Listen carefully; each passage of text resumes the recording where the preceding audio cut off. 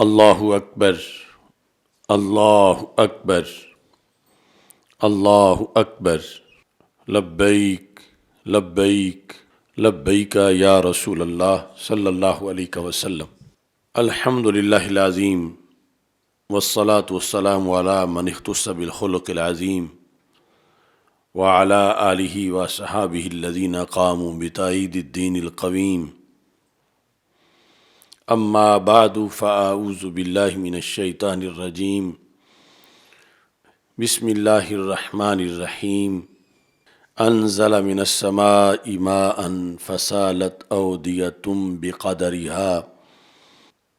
صدق اللہ العظیم وصدق رسولہ النبی الکریم الامین۔ ان اللہ وملائکتہ یصلون علی النبی یا ایہا الذین آمنوا صلوا علیہ وسلموا تسلیما۔ الصلاۃ والسلام علیک یا سیدی یا رسول اللہ وعلی آلک واصحابک یا حبیب اللہ۔ الصلاۃ والسلام علیک یا سیدی یا خاتم النبیین وعلی آلک واصحابک یا سیدی یا خاتم المعصومین۔ مولاي صل وسلم دائما ابدا علی حبیبک خیر الخلق کلہم، منزہ عن شریک فی محاسنہ فجوہر الحسن فیہ غیر منقاسم۔ محمد تاج رسل اللہ قاطبۃ، محمد صادق الاقوال والکلم،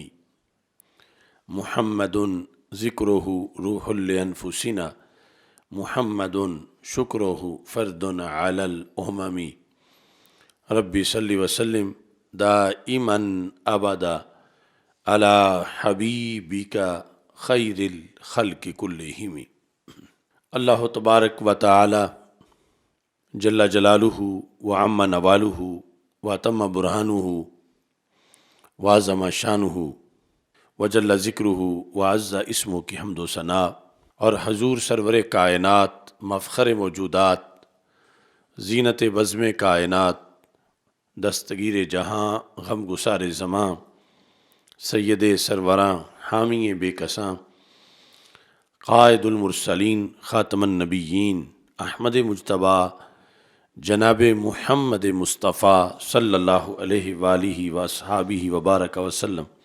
کے دربار گوہربار میں ہدیہ درود و سلام عرض کرنے کے بعد السلام علیکم ورحمۃ اللہ وبرکاتہ۔ رب ذوالجلال کے فضل اور توفیق سے مرکز صراط مستقیم تاج باغ لاہور میں آج کا پروگرام طالب علمی کے زمانہ میں کسی پر موت کا آ جانا، اس لحاظ سے جو حدیث شریف میں اس کی فضیلت وارد ہوئی اس کا بیان ہے، اور اس کا پس منظر یہ ہے کہ ہمارے مرکز صراط مستقیم تاج باغ میں دورہ حدیث کی کلاس کے طالب علم اور بزم جلالیہ رضویہ کے صدر مولانا محمد نجیب اللہ جلالی صاحب قدس سر العزیز، جن کا چند ہفتے پہلے وصال ہوا، اسی سلسلہ میں آج کا یہ موضوع ہے۔ میری دعا ہے خالق کائنات جل جلالہ مرحوم کو فردوس میں بلند مقام عطا فرمائے، تمام طلباء کو اللہ علمی منزل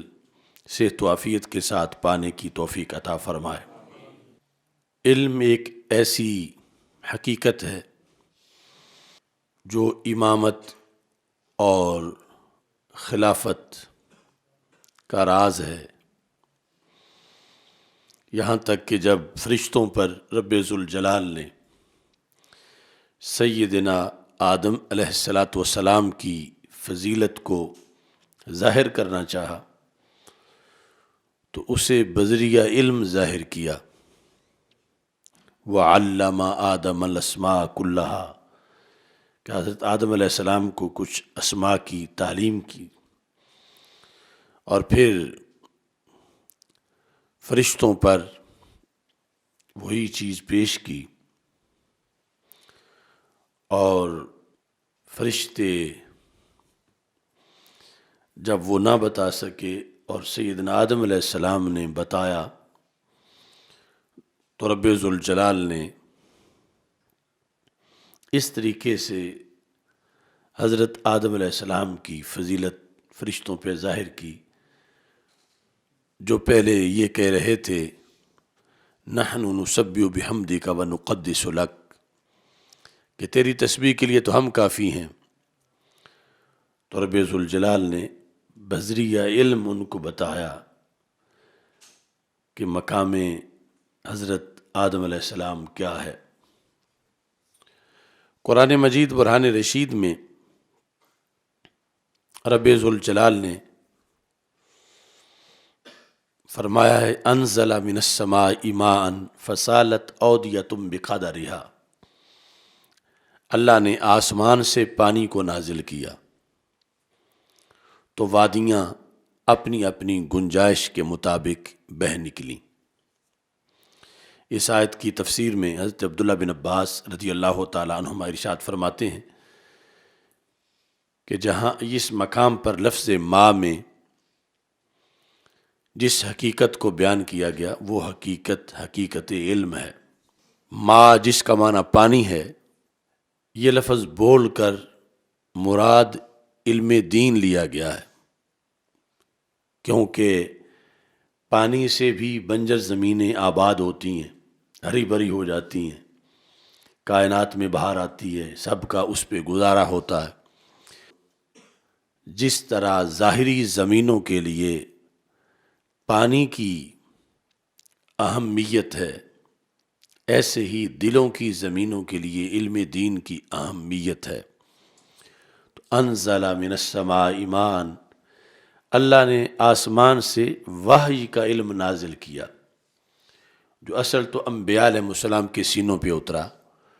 اور پھر آخری نبی حضرت محمد مصطفیٰ صلی اللہ علیہ وسلم کے قلب پر نور پر قرآن کی شکل میں، حدیث کی شکل میں وہ علم نازل ہوا۔ فصالت اودیۃ بقدرھا، پھر امت میں جس کا جتنا ظرف تھا اور اس کے سینے کی وادی جس قدر وسیع تھی، اسی قدر پھر اس کو اس وحی کے علم سے حصہ ملا۔ تو عام خاکی سینے جو ہیں ان کی اور حیثیت ہے،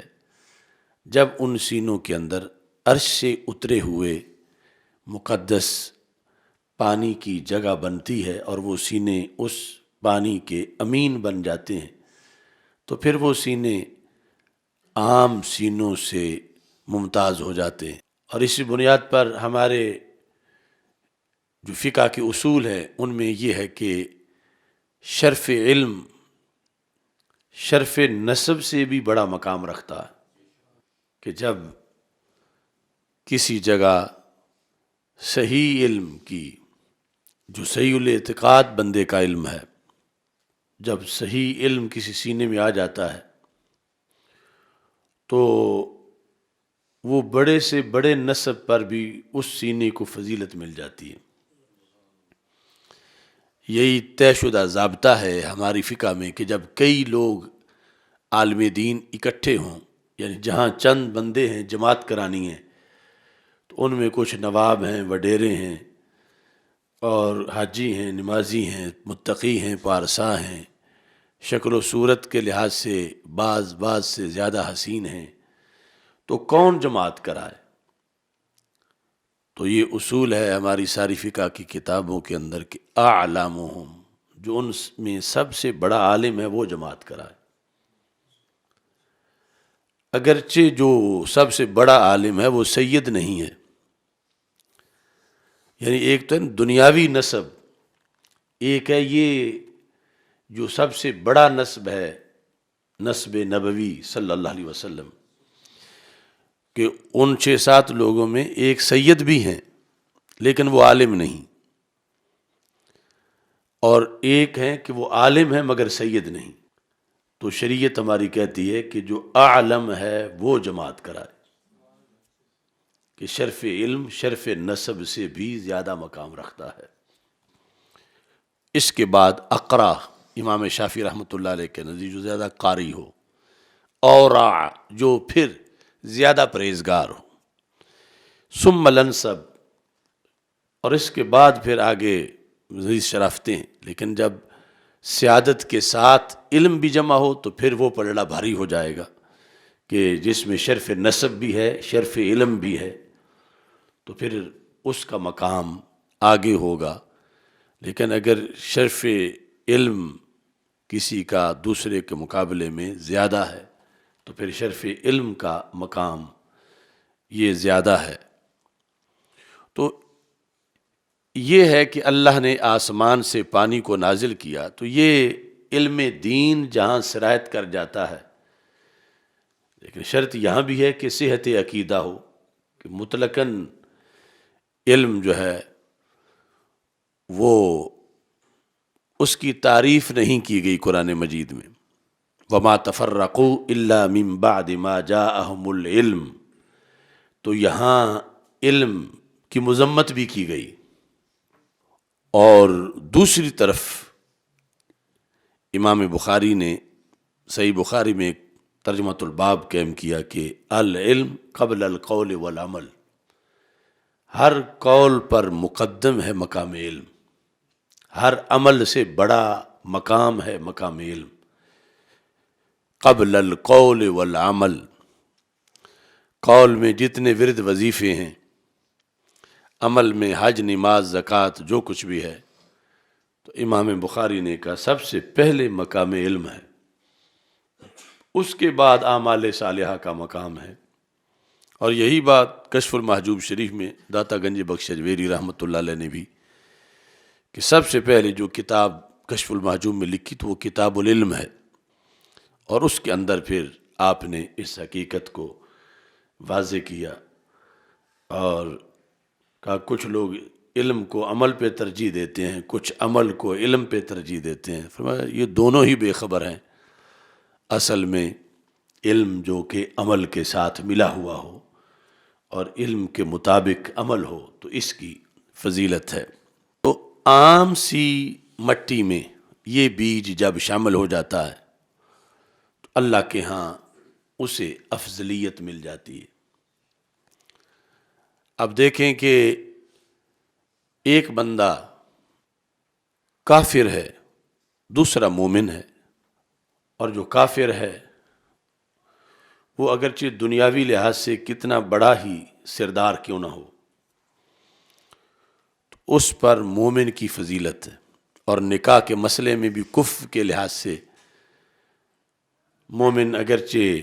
نادار ہے، اس کا درجہ اس مالدار سے زیادہ ہے۔ تو ایمان کی وجہ سے کیا چیز اس کے نسب میں شامل ہو گئی کہ اب یہ تو نکاح کے مسئلے میں کسی مومنہ مومن مرد یا مومنہ عورت کے لحاظ سے یہاں تو نکاح جائز ہوا لیکن کافر کے ساتھ ناجائز ہوا، تو پتہ چلا کہ یہ ایک ہے ہماری ظاہری سوچ کہ فلاں فلاں کا بیٹا ہے، فلاں سردار کا بیٹا ہے، لیکن فلاں جو ہے وہ فلاں کمی کا بیٹا ہے، جس کو ہم عرف عام میں کمی کہہ دیتے ہیں، جس کو شرعاً کمی نہیں کہنا چاہیے۔ لیکن وہیں جب ایک طرف ایمان نمودار ہو گیا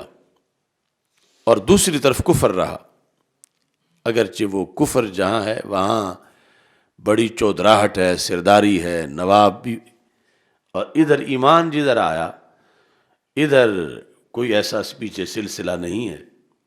تو شریعت نے اس جانب کو ترجیح دی جہاں ایمان جلوہ گر ہوا۔ تو اگرچہ ایمان کی وجہ سے پیچھے نسب میں تو کوئی تبدیلی نہیں آئے گی،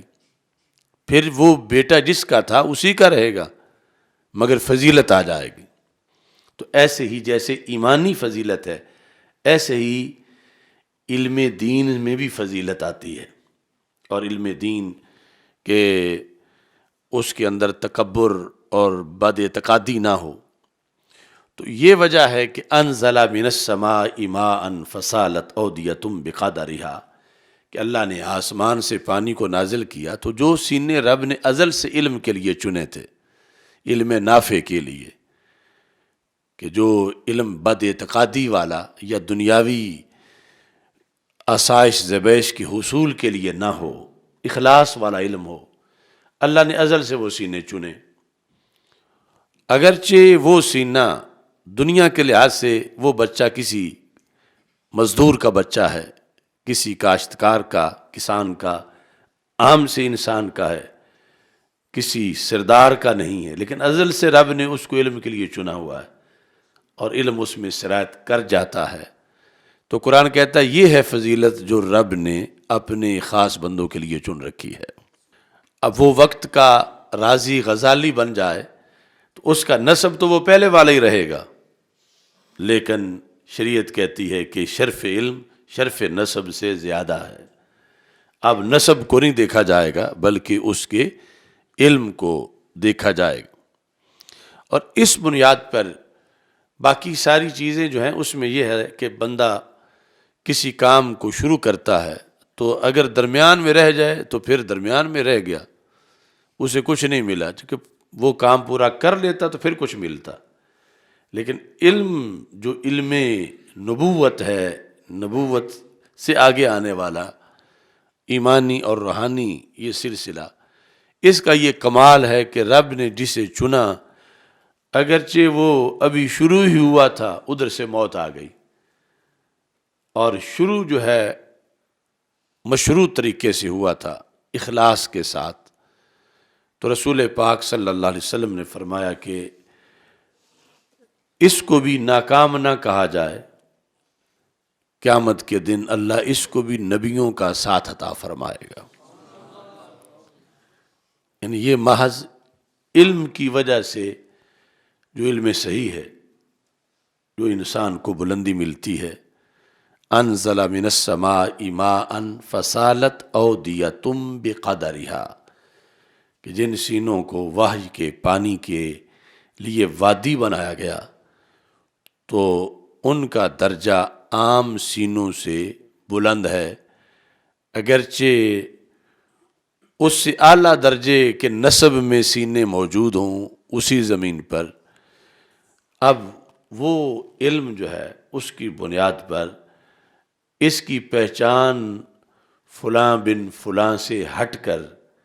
رسول اکرم صلی اللہ علیہ وسلم کی وراثت کے لحاظ سے بنی، جس کی وجہ سے اسے اللہ نے دونوں جہانوں میں سرفراز فرمایا۔ یہ سنن دارمی کے اندر حدیث شریف ہے جو رسول پاک صلی اللہ علیہ وسلم کا فرمان مشکات شریف میں بھی ذکر کیا گیا کہ رسول پاک صلی اللہ علیہ وسلم ارشاد فرماتے ہیں، یہ مشکات شریف میں حدیث نمبر 249 ہے، کتاب العلم، من جاءہ الموت، جس کے پاس موت آئی،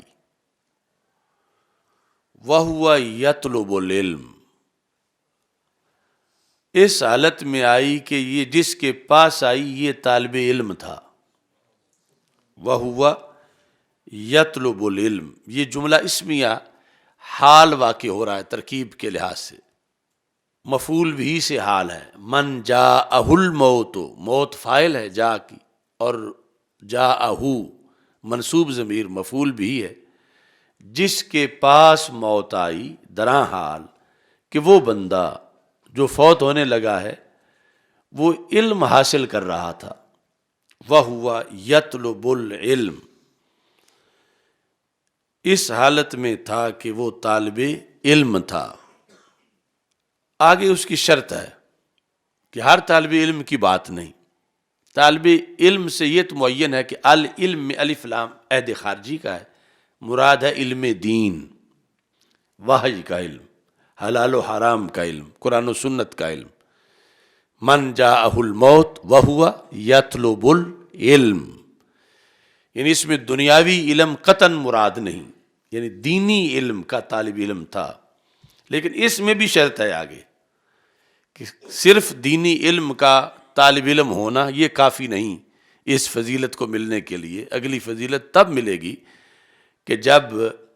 طلب علم کے ساتھ، علم دین کی طلب کے ساتھ یہ شرط بھی پائی جائے گی. کون سی؟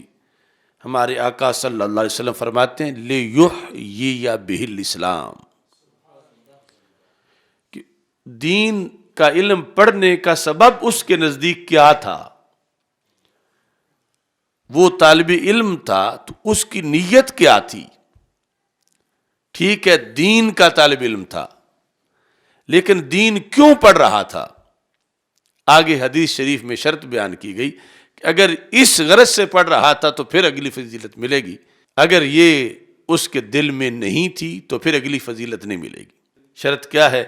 لِيُحْيِيَ بِهِ الْإِسْلَامِ، کہ وہ دین کا علم پڑھ کے اسلام کو زندہ کرنا چاہتا تھا. یہ ہے احیاء اسلام، اسلام کو زندہ کرنا. یہ لفظ رسول پاک صلی اللہ علیہ وسلم نے خود اپنی زبان سے استعمال کی. یعنی آپ کے پیش نظر ہے قیامت تک کے حالات، اور پیش نظر ہے کہ میں آخری نبی ہوں. اب کوئی نبی نہیں آئے گا، لیکن دین پر حملے بہت ہوں گے، بڑے بڑے طوفان آئیں گے. دین کے کئی حصے جو ہیں تعلیمات کے، ان کو چھپایا جائے گا، اور معاشرے میں اس جگہ اندھیرا آ جائے گا، نبی کوئی نہیں آئے گا. لیکن جس نے میری امت میں سے قیامت تک دین پڑھنا شروع کر دیا تاکہ وہ میرے اس دین کو زندہ کرے، جہاں جہاں دین چھپا دیا گیا ہے. یہ شرط لگائی طالب علم کے ساتھ کہ پڑھ تو دین ہی رہا ہے، مگر مقصد اس کا دنیا نہ ہو کہ اس لیے پڑھوں کہ میری اچھی تنخواہ ہو، اس لیے پڑھوں کہ مجھے کوئی سرکاری منصب مل جائے، اس لیے پڑھوں یا مجھے کسی اچھی جگہ امامت خطابت مل جائے، اس لیے پڑھوں کہ میری لوگوں میں مقبولیت ہو جائے. یہ ان میں سے کوئی بھی اس کا مقصد نہ ہو. اس کا مقصد صرف ایک ہے کہ دین بے گھر ہو گیا ہے، معاشرے میں رسم و رواج عام ہو گئے ہیں، دین کا علم چھپا دیا گیا ہے، دین کے احکام پر پردہ ڈال دیا گیا، دین کو کوئی بیان نہیں کر رہا. اس معنی میں دین جو ہے اس کو ضرورت ہے کہ اسے زندہ کیا جائے. تو میں اس لیے پڑھتا ہوں کہ پڑھوں گا تو لوگوں کو بتا سکوں گا کہ اصل دین یہ ہے. تو یہ مقصد لیے گھر سے وہ نکلا ہے کہ میں پڑھوں گا تاکہ دین کو زندہ کروں. لِيُحْيِيَ بِهِ الْإِسْلَامِ، یہ نیت لے کے جو پڑھ رہا تھا آگے پڑھ پایا نہیں کہ موت آ گئی. یہ نفس الامر میں تو فارغ و تحصیل ہوتا، پھر لاکھوں لوگوں کو رستے پہ لگاتا، کتابیں لکھتا، فتوے دیتا، ہزاروں اس کے شاگرد ہوتے، تو پتہ چلتا کس نے پڑھ کے جس مقصد کے لیے پڑھا ہے وہ کام کیا. یہ تو ابھی پڑھ بھی نہیں پایا، پڑھ رہا تھا کہ موت آ گئی. ہو سکتا ہے ابھی 100 سبق پڑھے ہیں 1000 میں سے، یا 10,000 میں سے 4 سبق پڑھے ہیں کہ موت آ گئی. لیکن اس مشن کی صداقت کا یہ کمال ہے کہ جب اس کا مقصد تھا احیاء دین، اب اللہ کی مرضی ہے وہ پڑھ نہیں سکا، لیکن وہ 100% اس مقصد کے لیے آیا تھا. تو رسول پاک صلی اللہ علیہ وسلم فرماتے ہیں فَبَيْنَهُ وَبَيْنَ النَّبِيِّينَ دَرَجَةٌ وَاحِدَةٌ فِي الْجَنَّةِ. یہ بندہ پاس ہو گیا ہے، یہ بچہ پاس ہو گیا ہے، حالانکہ پڑھ بھی نہیں پایا کہ پڑھاتا آگے. یہ کامیاب ہو گیا ہے، اور کامیاب بھی اتنا ہوا ہے کہ دنیا حیران ہے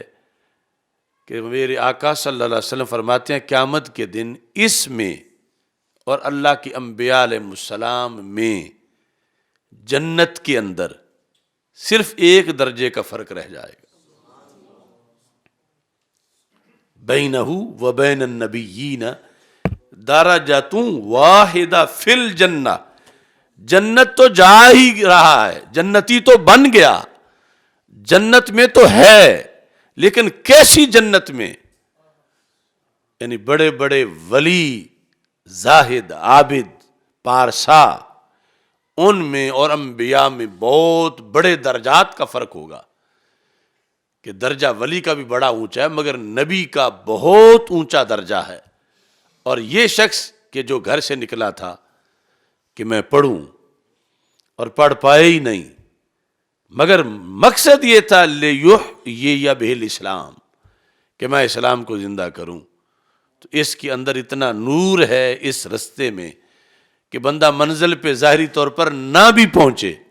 صرف رستے پہ چل پڑے اخلاص کے ساتھ۔ تو رسول پاک صلی اللہ علیہ وسلم نے فرمایا قیامت کے دن یہ بچہ جو طلب علم میں فوت ہوا، اور شرط یہ ہے کہ مقصد احیاء اسلام تھا، یہ سارے ولیوں کے درجے کراس کرتا کرتا کرتا اللہ کے نبیوں کے اتنا قریب چلا جائے گا کہ اس میں اور انبیاء میں بیچ میں صرف ایک درجہ رہ جائے گا، بینہ و بین النبیین درجۃ واحدہ فی الجنہ، جنت میں ایک درجہ رہ جائے گا، یعنی اس سے اگلا درجہ نبیوں کا ہے، تو اتنا اس کو قرب ملے گا انبیاء علیہ السلام کا۔ اگرچہ یہ ایک درجہ بھی بہت وسیع ہے، جنت کا ایک درجہ حدیث شریف کے مطابق اتنا اونچا ہے جتنا زمین سے آسمان اونچا ہے، ایک درجہ، لیکن یہ کتنے درجات کا راز کر آیا، کتنے غوث کتب ان کے درجات، اس میں اور نبیوں میں صرف ایک درجے کا فرق جو ہے وہ باقی رہ گیا۔ آخر کس چیز نے اس کو اتنا عروج دیا؟ وہ ہے احیاء اسلام کے لیے دین پڑھنا، طلب علم، علم دین کا طالب علم بننا، مقصد احیاء اسلام ہو۔ یہ وہ راستہ ہے ہمارے دین میں کہ منزل پر جائے بغیر بھی منزل مل جاتی ہے، یعنی ابھی تو رستے میں ہے، فارغ التحصیل نہیں ہوا، نہ کتابیں لکھی، نہ تقریریں کی، نہ لوگوں کو ہدایت کا رستہ بھی دکھایا، لیکن مقصد یہ تھا کہ وہ لیحیی بہ الاسلام، اسلام کو زندہ کرے۔ تو اتنا بڑا کام ہے، یعنی یہ رسول پاک صلی اللہ علیہ وسلم نے قیامت تک کے لیے اپنے دین کی طرف لوگوں کو مائل کرنے کے لیے پردہ ہٹا دیا کہ چونکہ بڑی بڑی اٹریکشن ہوگی دوسری سمت، دوسری طرف کاروبار میں، مال میں، دنیا کے کاموں میں، دنیا کے علوم میں بڑی چمک ہوگی، بڑی اٹریکشن ہوگی، تو سرکار نے فرمایا میں بھی پردہ ہٹا دوں تاکہ جتنا بھی مادہ پرستی کا دور آ جائے پھر بھی میرے حصے کے لوگ میری امت میں سے نکل کے جو لیحیی بالاسلام کے لیے، اگرچہ باقی شعبوں کی بھی اپنے اپنے درجے میں ضرورت ہے اور ان پر بھی اس کے مطابق نیکیاں مرتب ہوں گی، لیکن یہ سب سے بڑا رسول پاک صلی اللہ علیہ وسلم کی طرف سے بتایا گیا کہ یہ ایسا شعبہ ہے کہ علم میں عظمت ہے، اور یہ اتنی بڑی عظمت ہے کہ اگرچہ مقصد جس کے لیے شروع کیا وہ مقصد ابھی پایا ہی نہیں گیا، اس کے اہل ہی نہیں ہوا، لیکن اس مقصد کے لیے جو للہیت ہے اس میں اتنا اللہ کو یہ پسند ہے کہ جس نے یہ کام کیا تو رسول پاک صلی اللہ علیہ وسلم نے فرمایا وَبَيْنَهُ وَبَيْنَ النَّبِيِّينَ دَرَجَةٌ وَاحِدَةٌ فِي الْجَنَّةِ۔ یہاں درجہ کے ساتھ واحدہ کی قید لگائی گئی، ویسے تو اگر مطلق کہہ دیا جائے درجۃ بینہ و بین النبیین درجۃ فی الجنہ تو اس طرح بھی تا وحدت کی ہو سکتی ہے، لیکن سرکار دو عالم صلی اللہ علیہ وسلم نے ساتھ واحدہ کی قید بھی لگائی، درجۃ واحدہ۔ یہاں پر اس کی جو شروحات ہیں الکاشف عن حقائق السنن، اس میں بھی اور ملا علی قاری نے مرکات میں بھی یہ بات لکھی ان شروحات میں کہ اگر واحدہ کا لفظ رسول پاک صلی اللہ علیہ وسلم ساتھ نہ ارشاد فرماتے تو درجہ کے لحاظ سے چونکہ تنوین جو ہے وہ کبھی تفخیم اور تعظیم کی ہوتی ہے، تنوین تنکیر جو ہے، تو پھر یہ کوئی مطلب بیان کرتا کہ اس میں اور نبیوں کے درمیان ایک بڑا درجہ باقی رہ جائے گا، ایک بڑا درجہ تو بڑے درجے میں یعنی کوئی یہ وہاں پڑھ سکتا ہے کہ ویسے تو ایک تو ہے کہ اتنا جتنا زمین سے آسمان ہے، اور ایک یہ ہے کہ اتنا زمین سے جیسے 7واں آسمان ہے. تو اس بڑے کی نفی کرنے کے لیے رسول پاک صلی اللہ علیہ وسلم نے ساتھ فرمایا واحدہ درجاتوں واحدہ، یعنی میرا مقصد یہ نہیں ہے کہ بہت بڑا درجہ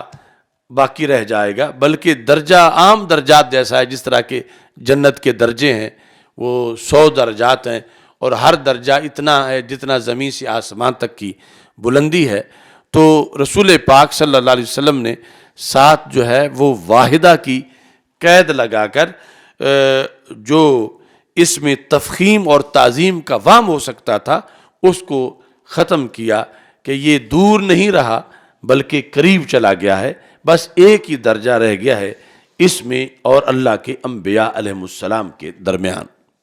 تو واحدہ کی تاکید سے رسول پاک صلی اللہ علیہ وسلم نے اس وہم کو دور کیا جو تنوین کے وجہ سے، تنوین کی ایک قسم جو تفخیم ہے اس کی وجہ سے جو وہم پڑھ سکتا تھا. یہ جلد نمبر 1 ہے شرح طیبی کی، اور دوسری بھی 443 صفحے پر اس کا تذکرہ ہے. اب اس سے ملتا جلتا ایک مضمون وہ بخاری شریف کی شرح جو ابن بطال کی ہے اس میں موجود ہے، اور مولانا نجیم اللہ کے لحاظ سے یہ بھی خصوصی حوالہ ہے. اس شرح میں جلد نمبر 1 صفحہ نمبر 134 پہ انہوں نے لکھا ہے کہ ایک بہت بڑے امام ہوئے ہیں یحییٰ بن یحییٰ. وہ کہتے ہیں کہ میں جب پہلے دن پڑھنے آیا مدینہ منورہ، اور زمانہ تھا امام مالک کا، امام دار الہجرہ، امام مالک بن انس کے بعد جب میں آیا پڑھنے، پہلا دن تھا تو انہوں نے مجھے کہا اسمک، کیا نام ہے تمہارا؟ قلت لہ اکرمک اللہ یحییٰ، تو میں نے کہا رب تجھے عزتوں سے نوازے، میرا نام یحییٰ ہے. وَكُنْتُ أَحْدَثَ أَصْحَابِ سِنًّا، کہتے ہیں ہم جتنے طلباء امام مالک کے پاس پڑھنے والے تھے میری سب سے چھوٹی عمر تھی. تو امام مالک نے مجھ پہ خصوصی شفقت کی. فقال علی یا یحییٰ اللہ اللہ علیک بالجد فی ھذا الامر، کہ اللہ پہ بھروسہ رکھو اور طالب علمی میں بڑی محنت کرو. وَسَأُحَدِّثُكَ فِي ذَلِكَ بِحَدِيثٍ يُرَغِّبُكَ فِيهِ، اس سلسلہ میں تجھے ایک بات بتاؤں گا جس سے تجھے رغبت پیدا ہوگی دین کا علم پڑھنے میں. وَيُزَاهِدُكَ فِي غَيْرِهِ، میں جو وہ بات آپ کو بتاؤں گا تو تمہاری توجہ باقی چیزوں سے ہٹ جائے گی. یعنی ظاہر ہے کہ ویسے بھی تابعین کا زمانہ تھا اور ایک بندہ علم پڑھنے آیا ہے اور مدینہ منورہ میں، تو ہر طرف سے توجہ ہٹا کے ہی آیا. لیکن امام مالک نے کہا میں جو تجھے بتاؤں گا اس سے تجھے مزید باقی ہر شے سے تمہاری نظر ہٹ جائے گی اور تم دین کی طرف طلب علم میں مزید پکے ہو جاؤ گے. تو یہ یحییٰ بن یحییٰ کہتے ہیں جس کو ابن بطال نے بخاری کی شرح میں کتاب العلم میں لکھا کہ یہ حکایت، روایت یا حقیقت امام مالک نے بیان کی. قادم المدینہ تا غلام من اہل الشام، کہ مدینہ منورہ شام سے چل کے ایک بچہ پڑھنے آیا. شام سے چل کے ایک بچہ پڑھنے آیا. اب وہ امام مالک سے بھی پہلے کی بات ہے. تو امام مالک کہتے ہیں کہ فکان معنا، وہ ہمارے ساتھ تھا، یجتہد و یطلب حتی نازل بہ الموت. تو آغاز طلب علم میں تھا کہ اس پہ موت آ گئی. جو ملک شام سے چل کے مدینہ منورہ پڑھنے آیا تھا، جس کا قصہ یہ یحییٰ بن یحییٰ کو سنا کے مزید شوق پیدا کرنا چاہتے ہیں ان میں طلب علم کا۔ کہتے ہیں کہ جب وہ بچہ فوت ہوا،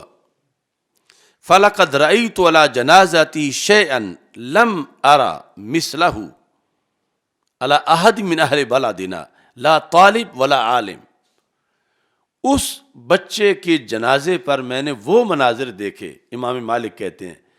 مدینہ منورہ میں نے کسی کے جنازے پر نہیں دیکھے۔ وہ جو ملک شام سے مدینہ منورہ پڑھنے آیا تھا اور فوت ہو گیا طلب علم کے اندر ہی، اس کے جنازے پر میں نے وہ مناظر دیکھے جو میں نے اپنی زندگی میں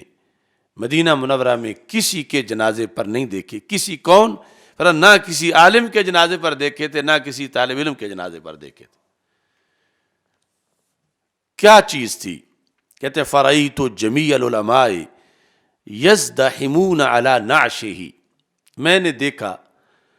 بڑے بڑے زمانے کے امام، یعنی مدینہ منورہ بھرا ہوا تھا تابعین کے اماموں سے، جو بڑے بڑے امام تھے، صحابہ کے جانشین تھے، رسول پاک صلی اللہ علیہ وسلم کے اہل بیت اطہار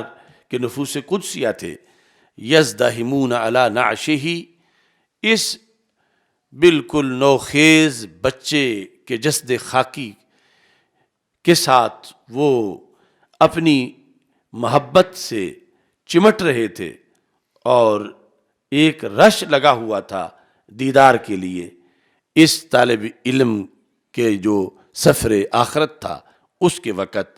میں نے اس کے جنازے پر، یعنی ابھی نماز جنازہ پڑھی جانی تھی، اس سے پہلے یوں اہل علم کو جو اپنے وقت کے امام تھے، اس بچے کے جنازے پر ان کو میں نے اظہار محبت کرتے دیکھا۔ کہتے ہیں فلما رأى ذلك الامیر، تو اصول یہ تھا کہ امیر مدینہ منورہ جنازہ پڑھاتے تھے، یعنی جو مدینہ منورہ کے امیر تھے سلطنت کے، وہ جنازہ پڑھاتے تھے۔ لیکن اس جنازے پر جب امیر نے دیکھا کہ اتنے بڑے بڑے ائمہ دین اس قدر اپنی محبتوں کا اظہار کر رہے ہیں، تو امیر نے یہ چاہا کہ مناسب نہیں کہ میں جنازہ پڑھاؤں، بلکہ یہ ان اہل علم میں سے جس کو چاہتے ہیں جو مجھ سے بڑے عالم ہیں وہ جنازہ پڑھا لیں۔ خود امیر جنازہ پڑھانے سے دستبردار ہوئے، تاکہ کوئی یہ نہ سمجھے کہ انہوں نے سیاسی طور پر اپنا اثر و رسوخ استعمال کر کے مصلی پہ یہ کھڑے ہو گئے ہیں، جبکہ مجمع میں تو وہ فلاں فلاں امام آئے ہوئے تھے وقت کے، تو وہ زیادہ پارسا تھے، زیادہ علم والے تھے، وہ پڑھاتے۔ تو امیر جو تھے، امیر مدینہ منورہ، یعنی مدینہ منورہ کے گورنر جو بھی تھے اس وقت، انہوں نے یہ منظر دیکھ کر کہ اتنے اہل علم اس بچے کے لیے تڑپ رہے ہیں، تو امام مالک لکھتے ہیں، یہ چونکہ خود چشم دید گواہ ہیں، کہتے ہیں فلما رأى ذلك الامیر امسک عن الصلاۃ علیہ، تو جب امیر مدینہ منورہ نے یہ منظر دیکھے تو انہوں نے کہا قدموا منکم من احببتم، کہ تم جس کو آگے کرنا چاہتے ہو اسے آگے کرو، کہ وہ جنازہ پڑھا۔ تمہارے نزدیک یعنی جس کو پڑھانا چاہیے تو میں نہیں پڑھاتا، وہ جنازہ پڑھا ہے۔ یعنی یہ مدینہ منورہ کے گورنر نے بھی امام مالک کے سامنے کے سالوں میں پہلی بار ہی یہ اظہار کیا کہ اس بچے کے جنازے پر جس انداز میں اہل علم آئے ہیں اور اظہار محبت کر رہے ہیں، تو میں چاہتا ہوں کہ ان میں سے ہی کوئی بندہ جنازہ پڑھائے۔ فقدم اہل العلم ربیہ، تو اہل علم نے امام ربیہ رائے کو مقدم کیا، کہ امام ربیہ رائے جو مسجد نبوی شریف میں جن کا بہت بڑا حلقہ لگتا تھا کلاس حدیث کی، کہ یہ جنازہ پڑھائیں، ربیہ رائے۔ ثم نہض بہ الی قبرہ، جنازہ امام ربیہ رائے نے پڑھایا۔ پھر جب تدفین کے لیے لے کے چلے، قال مالک فالحدہ فی قبرہ ربیہ، تو امام ربیہ نے ہی اس بچے کو قبر میں اتارا، لحد میں رکھا، جو کہ طلب علم کے لیے شام سے مدینہ منورہ دور تابعین میں جو بچہ آیا تھا۔ لحد میں رکھنے والے کون تھے؟ ایک تو امام ربیعہ اور دوسرے بہت بڑے امام زید بن اسلم، تیسرے بہت بڑے امام یحییٰ بن سعید اور ابن شہاب زہری، اور اس طرح کے لوگ جو ہیں یہ سارے ان کو لحد میں اتارنے والے تھے۔ وَأَقْرَبُ النَّاسِ إِلَيْهِ محمد بن المنذر صفوان و ابو حازم، یعنی یہ اس زمانے کی بڑی بڑی شخصیات تھیں جو آگے آگے تھے اور کیا کر رہے تھے؟ وَبَنَ اللَّبِنَ عَلَىٰ لَحْدِهِ رَبِيعَ، وہ جو کچی اینٹیں لگا رہے تھے لحد پر، وہ بھی امام ربیعہ اور دوسرے سارے جو ہیں وَهَٰؤُلَاءِ كُلُّهُمْ يُنَاوِلُوهُ اللَّبِنَ، تو باقی سارے ائمہ جو ہیں وہ اینٹیں پکڑا رہے تھے اور آگے وہ قبر میں اینٹیں لگا رہے تھے، کچی اینٹیں۔ اب اس طرح کر کے اس ایک طالب علم کو رخصت کیا گیا مدینہ منورہ میں، جس کی کوئی برادری تو وہاں پر نہیں تھی، ایک اجنبی انسان تھا، شام سے دین پڑھنے آیا تھا اور طلب علم کی منزل ابھی حاصل نہیں ہوئی تھی، اسی دوران وصال ہو گیا۔ تو اس کے جانے پر اتنا غم تھا سب کو، اور اتنے بڑے بڑے ائمہ ان کے سفر آخرت میں جو یہ ساری کارروائی تھی اس کے اندر شریک تھے اور اظہار غم کر رہے تھے۔ امام مالک کہتے ہیں قال مالک فلما کان اليوم الثالث من یوم دفنہ، اس بچے کی تدفین کے بعد تیسرا دن تھا، جو نو عمر طالب علم عالم بننے سے پہلے فوت ہو گیا، تیسرا دن تھا،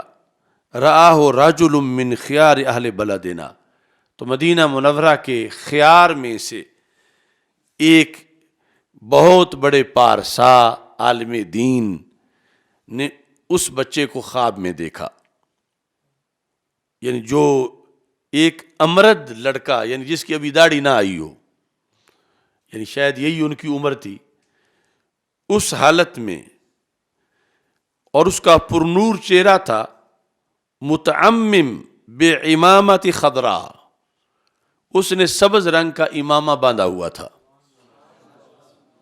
یعنی نور بھرا چہرہ تھا، ابھی داڑھی آئی نہیں تھی۔ وَتَحْتَهُ فَرَسٌ أَشْهَبٌ، اور نہایت ہی دراز قد اور خوبصورت گھوڑے پر وہ بیٹھا تھا، نازل من السماء، آسمان سے نیچے اتر رہا تھا، اس گھوڑے پر بیٹھ کر اس پوشاک کے ساتھ، فَكَأَنَّهُ كَانَ يَأْتِيهِ قَاصِدًا وَيُسَلِّمُ عَلَيْهِ، یعنی یوں آ رہا تھا جیسے وہ اوپر سے اس بندے کو کچھ ملنے، ارادتاً ملنے آ رہا ہے اور خبر دینے آ رہا ہے۔ امام مالک کے سامنے اس بندے نے اپنے اس خواب کا ذکر کیا، وَيَقُولُ هَذَا بَلَّغَنِي إِلَيْهِ الْعِلْمُ، اور وہ بچہ یعنی اتنے ٹھاٹ باٹ کے ساتھ جو آسمانوں سے نیچے اترا اور اس پارسا بندے کو ملا، اور ساتھ یہ کہا ہاذا بلغنی الہ العلم، مجھے اس درجے پہ علم دین نے پہنچایا ہے، ہاذا بلغنی الہ العلم، کہ میں جو علم دین پڑھنے آیا تھا اس درجے پہ مجھے علم دین نے پہنچایا ہے۔ فقال له الرجل وما الذي بلغك الیہ، اتنا اونچا درجہ علم دین کی وجہ سے تجھے ملا، لیکن آگے کیسے کیسے ملا؟ کیا پیمانہ رکھا گیا کہ جس کے نتیجے میں کتنے علم پر تجھے کیا درجہ ملا، اور پھر کتنے علم پر تجھے کیا درجہ ملا؟ یہ اس شخص نے خواب میں اس بچے سے پوچھا، تو اس نے جو جواب دیا وہ امام مالک نے لکھا، فقال اعطانی اللہ بکل باب تعلمت من العلم درجۃ فی الجنہ، کہ میں نے علم کے جتنے باب پڑھے تھے اللہ نے ہر باب کے عوض میں مجھے جنت میں ایک درجہ دیا ہے۔ اعطانی اللہ بکل باب تعلمتہ من العلم درجۃ فی الجنہ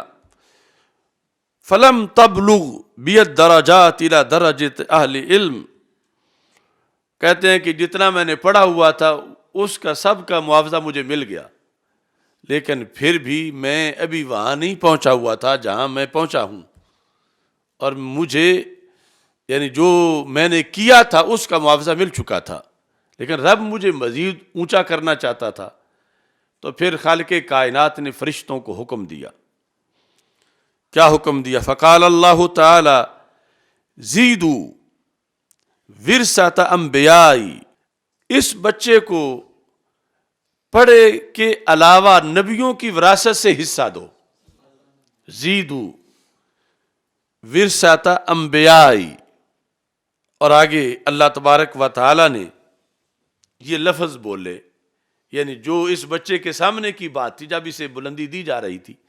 اور اس نے پھر خواب میں بتائے، اور امام مالک نے پھر سنے اور انہوں نے ذکر کیے، جس کو سند کے ساتھ ابن بطال نے بخاری کی شرح میں لکھا کہ اللہ تعالیٰ نے فرمایا کہ میں نے اپنے ذمہ کرم پہ لازم کیا ہے انہو من مات وہو عالم سنتی اور سنت انبیائی اور طالب لذالک ان اجمعہم فی درجۃ واحدہ، کہ میں نے یہ اپنے ذمہ کرم پہ لازم کیا ہے کہ جو بندہ فوت ہوا دنیا میں، نمبر 1 اس حالت میں کہ وہ میرے دین کا مکمل عالم ہے، میرے احکام کا اور میرے انبیاء علیہ السلام کے بتائے ہوئے احکام کا وہ عالم ہے، یہ بندہ، اور طالب لذالک، یہ عالم نہیں بنا، طالب علم ہے میرے دین کا، میرے نبیوں کے دین کا وہ طالب علم ہے۔ میں نے اپنے اوپر یہ لازم کیا اپنے ذمہ کرم پر، ویسے تو رب پہ کوئی چیز کوئی لازم نہیں کر سکتا، یہ میں نے پالیسی بنائی ہے کہ کیا کروں گا، ان اجمعہم فی درجۃ واحدہ، میں انہیں ایک درجے میں جنت میں اکٹھا کروں گا۔ تو فرشتوں، یہ بچہ اہل علم کے درجے تک نہیں پہنچ سکا چونکہ ابھی طالب علم تھا، اور اپنے پڑھے ہوئے کے نتیجے میں یہ اس مقام تک نہیں پہنچ سکا جہاں عالم پہنچتے ہیں۔ تو یہ میرا طریقہ ہے کہ میں یہ طے کر چکا ہوں کہ ایسے بچے کو میں نبیوں کے ورثے سے حصہ دے کر میں علماء کی اس عظیم منزل تک پہنچا دوں گا۔ تو اس بچے نے بتایا اس پارسا بندے کو کہ میں نے جتنا پڑھا تھا اس کے مقابلے میں ہر باب کے عوض مجھے ایک درجہ ملتا گیا، لیکن ابھی مقام اہل علم بڑا اونچا تھا۔ تو پھر رب ذوالجلال نے اپنی پالیسی کا ذکر کرتے فرشتوں کو کہا کہ یہ یہی نہیں رہے گا بلکہ جائے گا اہل علم کے درجے میں۔ اور وہ کیوں جائے گا کہ یہ میں طے کر چکا ہوں کہ فوت ہوتے وقت عالم ہو یا طالب علم ہو، انہیں میں اکٹھا رکھوں گا۔ تو یہ ہے طالب علم اور اس درجے تک پہنچ نہیں پاتا جو اہل علم کا درجہ ہے، لیکن میں نے اس کو نبیوں کا ورثہ دے کر اس درجے تک پہنچا دیا ہے، لہٰذا یہ اس کو مزید بلند مقام دیا جائے، اور صرف یہ نہ دیکھا جائے کہ اس نے پڑھا کتنا تھا کہ اتنا تو یہ لے چکا ہے، نہیں، اس کے علاوہ اضافی طور پر جو میری پالیسی ہے اس ضمن میں اس پر عمل کرتے ہوئے اس کو اوپر لے جاؤ۔ تو بچے نے کہا حتی بلغت الی درجات اہل العلم، یہاں تک کہ میں اہل علم کے درجے میں پہنچا۔ میں یہ بتانے آیا ہوں تجھے کہ میں اہل علم کے درجے میں پہنچا، اور یہاں لفظ ہیں وَلَيْسَ بَيْنِي وَبَيْنَ رَسُولِ اللَّهِ صلی اللہ علیہ وسلم إِلَّا دَرَجَتَانِ،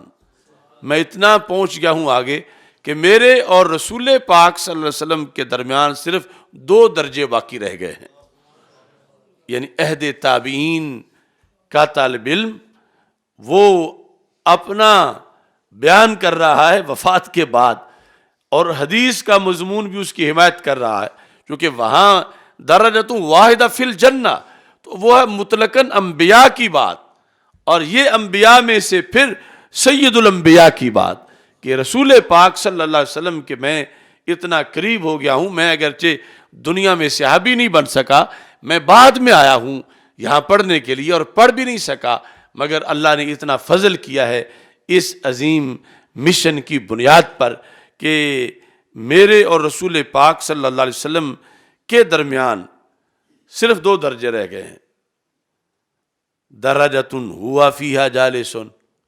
وحولہ النبیون کلہم. پھر ایک درجہ تو وہ ہے کہ جہاں رسول پاک صلی اللہ علیہ وسلم تشریف فرما ہے اور ارد گرد سارے نبی بیٹھے ہوئے ہیں، سارے انبیاء کرام علیہ السلام بیٹھے ہوئے ہیں. وَدَرَجَةٌ فِيهَا جَمِيعُ أَصْحَابِهِ. اور دوسرا درجہ جو میرے اور آپ کے درمیان ہے وہ ہے جس میں سارے صحابہ بیٹھے ہوئے ہیں. دَرَجَةٌ فِيهَا جَمِيعُ أَصْحَابِهِ وَجَمِيعُ أَصْحَابِ النَّبِيِّينَ الَّذِينَ اتَّبَعُوهُمْ،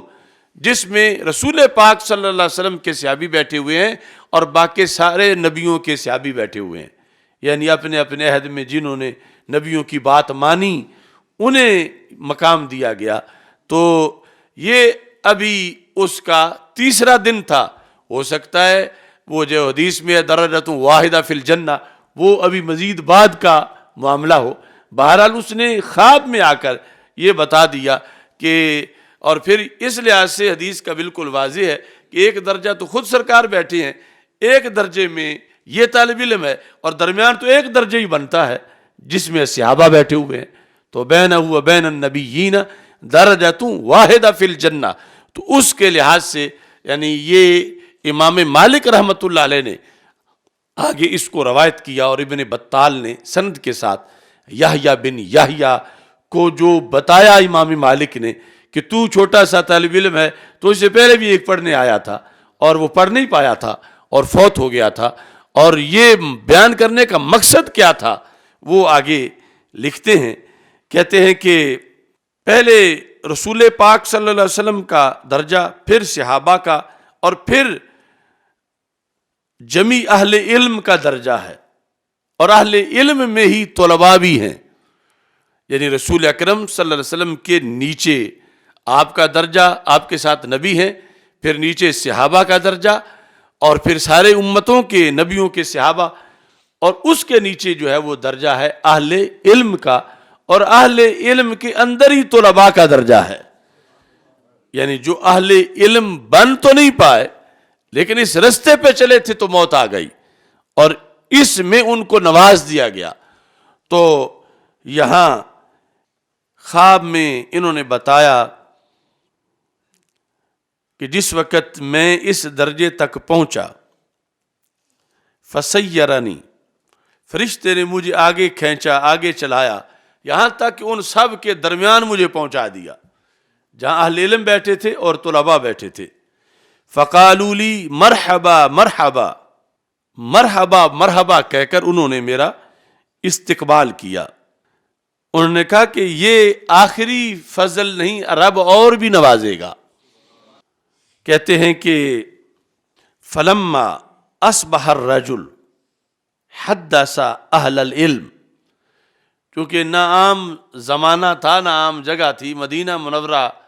کہ یہ بہت بڑے تابعی تھے جن کو وہ بچہ خواب میں ملا تھا. تو جب صبح ہوئی تو انہوں نے اہل علم کے سامنے یہ خواب بیان کیا. وانتشر خبرہ بالمدینہ تھی، تو پورے مدینہ منورہ میں خبر پھیل گئی کہ وہ جو طالب علم فوت ہوا تھا وہ فلاں پارسا بندے کو، جس کے بارے میں لوگ 100% یقین رکھتے ہیں کہ وہ جھوٹا نہیں ہے، کہ اس نے گھڑ لی وہ خبر، تو اتنا اس خواب کی بنیاد پر اثرات مرتب ہوئے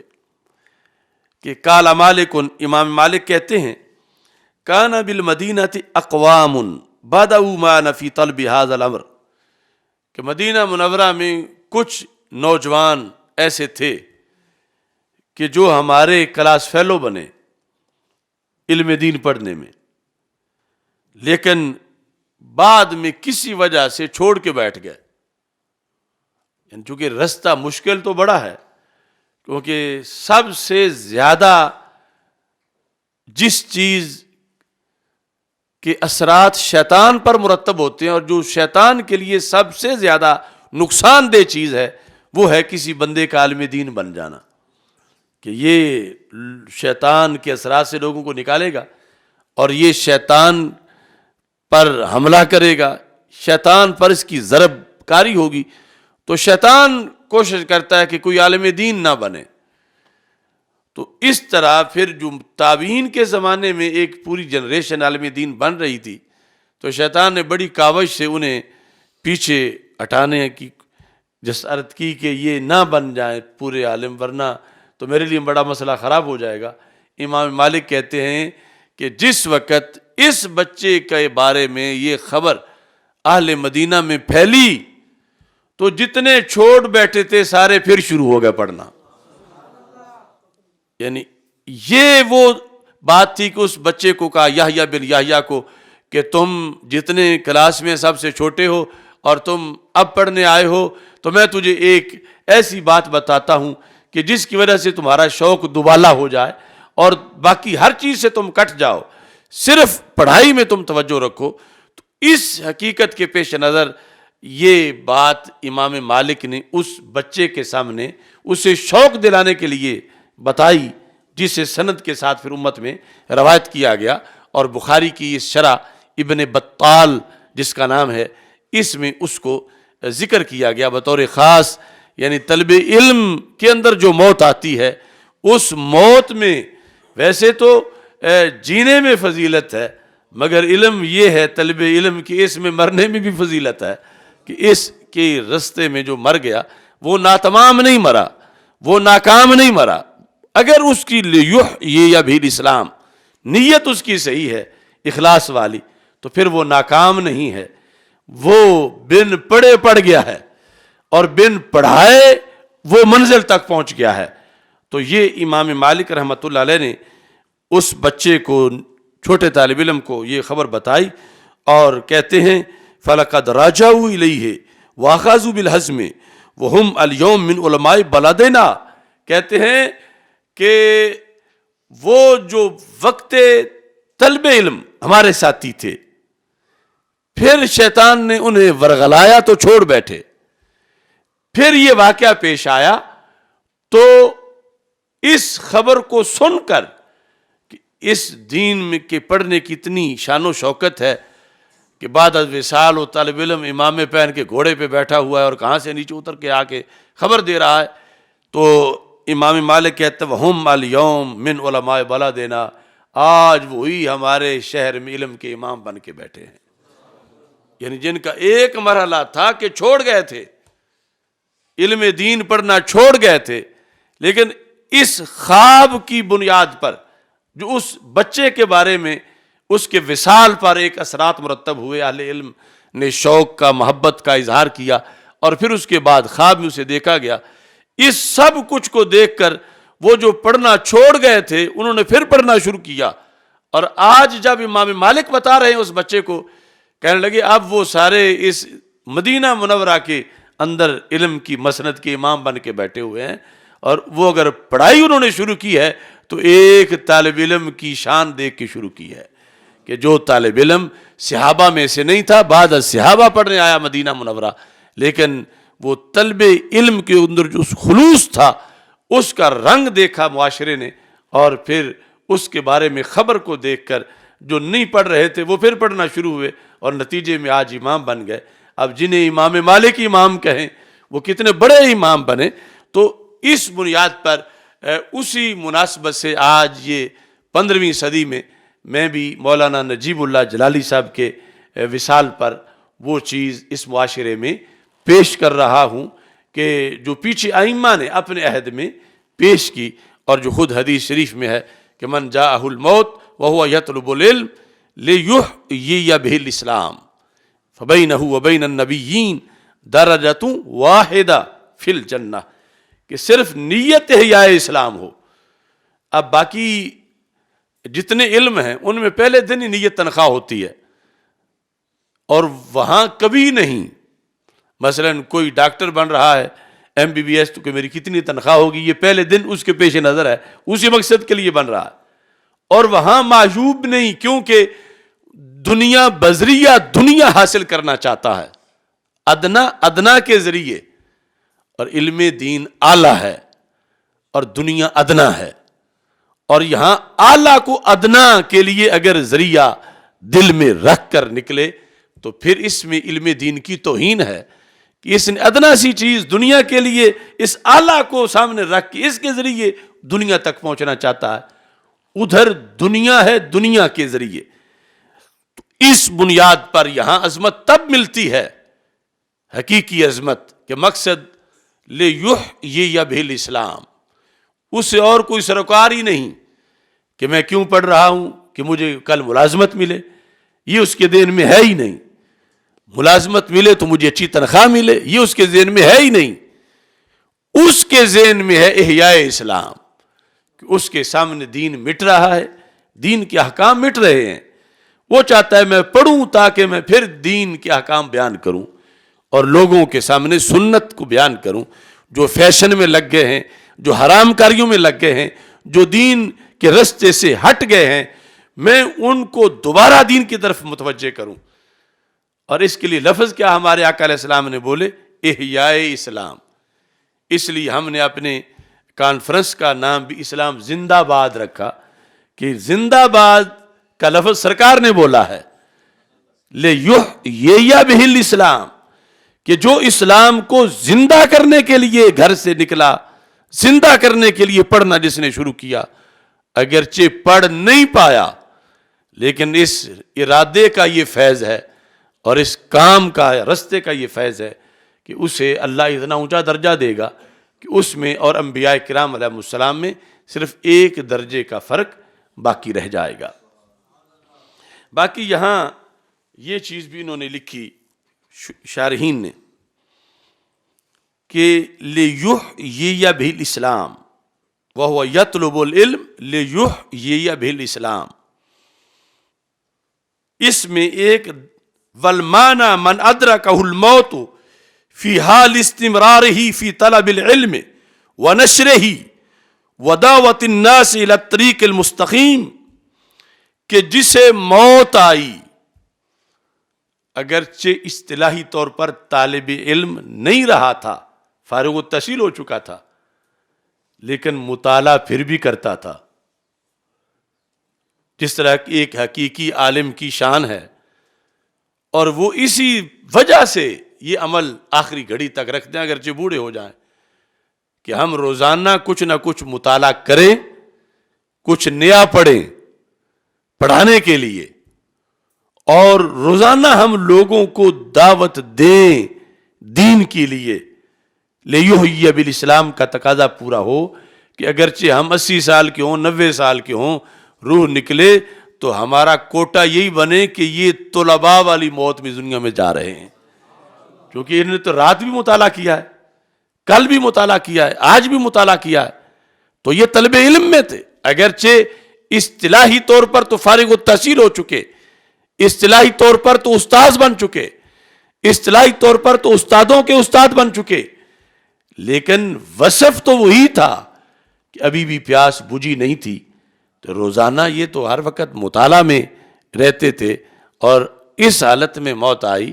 تو پھر یہ جو طلب علم کی موت کی فضیلت ہے یہ ان کو ملنی چاہیے، ان کا یہ اعزاز بھی ساتھ ہونا چاہیے۔ تو اس بنیاد پر ہمارے اکابر ان کا ہمیشہ یہی دستور رہا کہ اپنا ربط کتاب سے کبھی ٹوٹنے نہیں دیا، اور مطالعہ کی عادت رکھی، اور پھر آگے لوگوں کو دعوت دینے کے لحاظ سے جو مسلسل اس کام میں لگا ہوا ہے،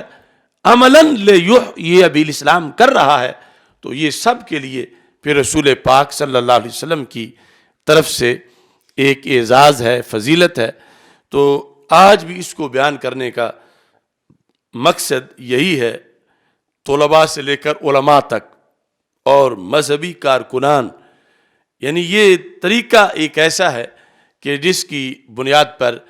دنیا کے سفر ان میں جو اجر ملتا ہے یا اجرت ملتی ہے یا تنخواہ ملتی ہے، وہ منزل پر پہنچے تو پھر، لیکن ادھر دین کے لحاظ سے اگر نیت احیاء اسلام کی ہے تو اگرچہ دنیا میں ہمیں یہ منزل نہ بھی ملی کہ ہم نے اسلام کو زندہ کر دیا، لیکن اس مقصد پر ہم لگے رہے اور اس کے لیے کوشش کرتے رہے، اور ادھر ہی موت آ گئی۔ اسی مشن سے ہم دستبردار نہیں ہوئے، نہ مایوس ہوئے، نہ بیزار ہوئے، بلکہ حق کی اذان دیتے دیتے دنیا میں اگرچہ معاشرہ بے رخی کرے یا اس کو قبول کرے، جو اسی مشن پر قائم رہا اور موت آ گئی، تو اس حدیث کے تحت پھر ان شارحین نے لکھا بینہ و بین النبیین درجۃ واحدہ فی الجنہ، یعنی قیامت کے دن اس کو بھی یہ کوٹا ضرور مل جائے گا۔ اس واسطے یعنی اہل دین شکست نہیں کھاتے، خواہ الیکشن میں ناکام ہو جائیں، خواہ حالات کے اندر انہیں بہت زیادہ رکاوٹوں کا سامنا ہو، جو کچھ بھی ہو جائے، ان کا بیلنس بھرا ہوا ہے اور ان کا جو کوٹا ہے وہ پورا ہے۔ انہوں نے صرف اذان دیتے رہنا ہے، اس سے دستبردار نہیں ہونا، اذان دینے سے پیچھے نہیں ہٹنا، مایوس نہیں ہونا، گھبرانا نہیں ہے، رکاوٹوں کو ذہن میں نہیں لانا۔ یہ نہیں دیکھنا کہ اذان تو میں نے اتنا بڑا سپیکر لگا کے دی اور اتنے سال ہو گئے اور بندے جو ہیں وہ تو چند سو آئے یا چند ہزار آئے یا چند لاکھ آئے یا کوئی بھی نہیں آیا یا صرف 10-15 آئے، چونکہ اس کی جزا کا انحصار بندوں پر نہیں، اس کی جزا کا انحصار اس کے لگے رہنے پر ہے کہ اس نے وہ دعوت دیتے رہنا ہے تاکہ جب موت آئے تو یہ کاروائی مکمل ہو کہ اب دنیا سے جا رہا ہے اور آخری گھڑی تک احیاء اسلام کا یہ علمبردار تھا اور احیاء اسلام کے لیے لگا ہوا تھا، تو اس پر یہ اجر و ثواب اللہ کی طرف سے ملتا ہے۔ اور یہ ہمارے تمام علماء، مبلغین اور تمام جو ہمارے ورکرز ہیں یعنی دینی کام، ان سب کا مشترکہ یہ لاہ عمل ہے کہ ہمارا مشن ہے کہ ہماری موت واقع جب ہو تو اسی جھنڈے کے نیچے ہو کہ یہ احیاء اسلام کے کارکن تھے اور احیاء اسلام کی منزل کے یہ مسافر تھے، اور اسی رستے میں چلتے چلتے زندگی گزار کے اب دنیا سے جا رہے ہیں۔ تو اگرچہ احیاء اسلام یعنی نظام مصطفیٰ صلی اللہ علیہ وسلم ہم اگر نافذ نہ بھی کر پائیں تو پھر بھی ہمارا ثواب اس حدیث کے تحت اور ہمارا کوٹا اور ہماری منزل وہ واضح ہے۔ تو اس لیے ہمیں کبھی کسی نا امیدی، مایوسی اور کسی طرح کی کوئی رکاوٹوں سے دل برداشتہ نہیں ہونا چاہیے، چونکہ ہمارے لیے یہ رستہ معین کر دیا گیا ہے کہ جس میں ناکامی نام کی چیز ہے ہی نہیں، بلکہ صرف ہم نے اذان دیتے رہنا ہے اور اللہ ثواب کا فیصلہ فرما چکا ہے۔